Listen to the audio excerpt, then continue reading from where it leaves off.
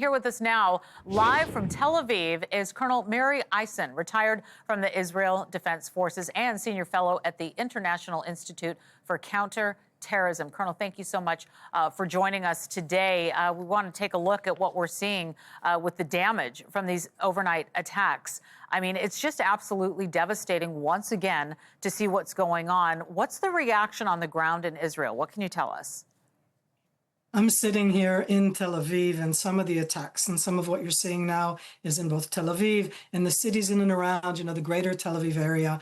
Laura, I have to tell you, I've lived here my whole life. I've gone through all the different things. We've gone through 2 Iranian attacks in April and October of 2024.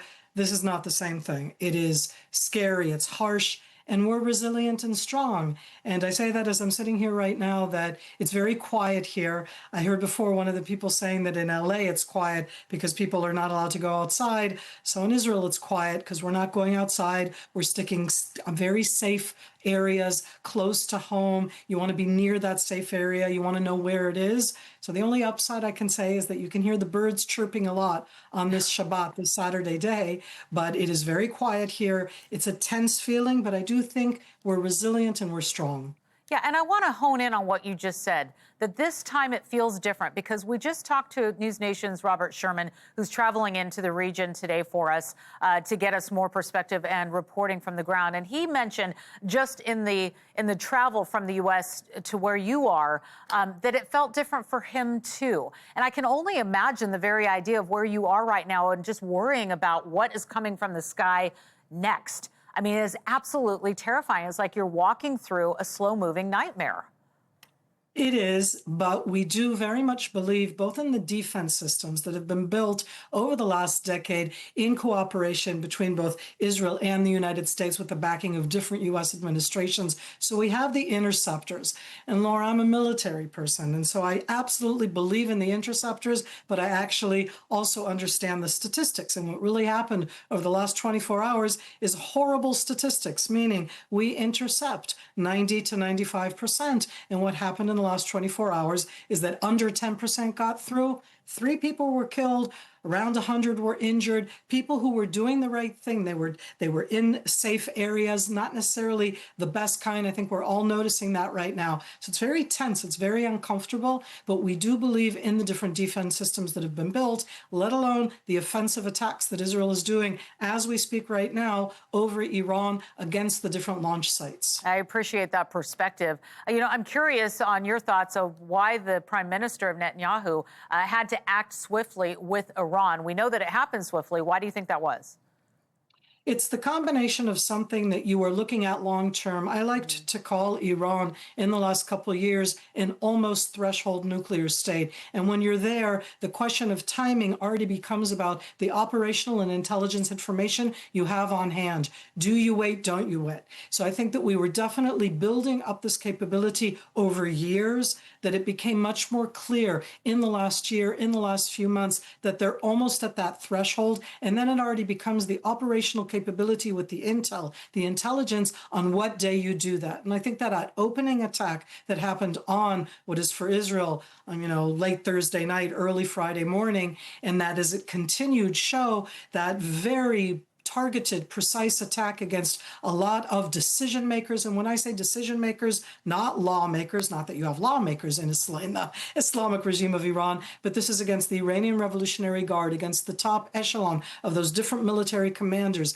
attacking the air defenses, all of that capability to do it simultaneously. That's the operational and intel. The timing in itself is because Iran was about to be that threshold nuclear state. And I think all of us understand, Laura, at least all of us normal people, that nobody in the world wants Iran to be a nuclear power. Right. That is the worst idea we could have. Yeah, and now we've got Iranian news reporting that Iran is planning strikes against U.S. military bases. So we've got that going on. So what do you think? Should the U.S. expect some sort of retaliation? I know that there were some evacuations of U.S. personnel in the area. It was done even before the attacks Right. themselves started, kind of the build up towards it. So, first of all, I say to everybody, always it's Iran. The Islamic regime of Iran won't only attack the US in this area, that means military bases mainly. The Islamic regime of Iran will attack anywhere. I think that people need to be on high alert because that is what that state sponsored terrorism does all of the time. They've done it for years.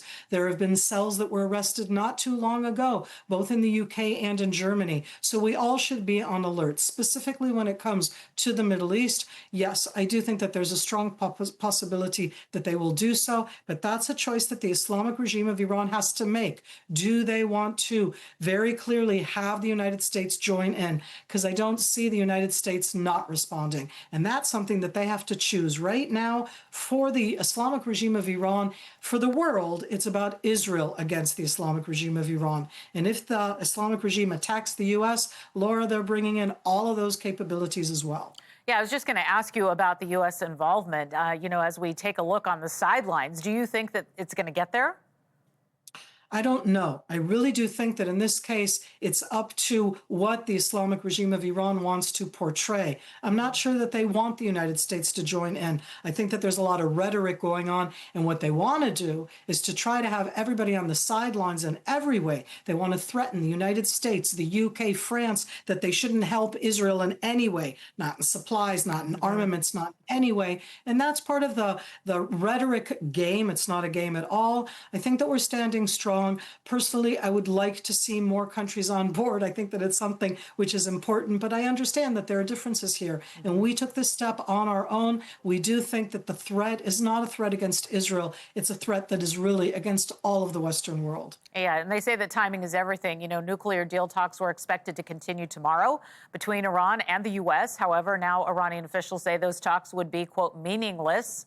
At this point, obviously, with all that's going on, do you see Iran ever coming back to the table for negotiations? I mean, it kind of seems like it's a far-off idea. Far off idea, but it was President Trump in the first administration who was the one who upped and left that nuclear deal. They came back to talk with this President Trump, meaning when it comes to negotiations, and I'll say it in a general way, we're in a war right now. This is a harsh war. I'm sitting here in Tel Aviv. It's not easy, but at the end, there will be diplomatic negotiations. And even to bring to the end of this war, there will be some kind of diplomatic act. So yes, they will come back at the end. The question is at what stage it will be. At this stage, I think that the Iranian Islamic regime is still reeling from the initial attack. To be clear, the initial attack was not a one-thing quick fix. There's still a lot of things that need to be done. It's not over. Even the amazing six-day war took 6 days. We're only at day number 2.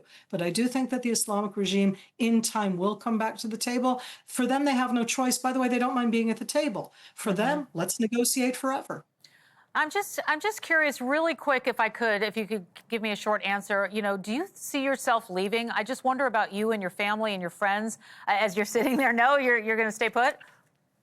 I'm not just going to stay put. I feel safer here than anywhere else in the world. I tell you, both as an Israeli, as a Jew, as somebody who was born in the United States but has lived here my whole life, I feel way safer here than I do anywhere else in the world. I believe, not just belief in my, God's belief, in the belief in the Israeli military, in the security forces, in our right to be here. We're here and we're going to be strong. Okay. We'll be able to talk, Laura, you and I, in a long time. Okay, well, I look forward to that, and our audience does as well. We want to thank you, retired Colonel Mary Eisen. Thank you so much for joining us today. Stay safe, and we'll check back in.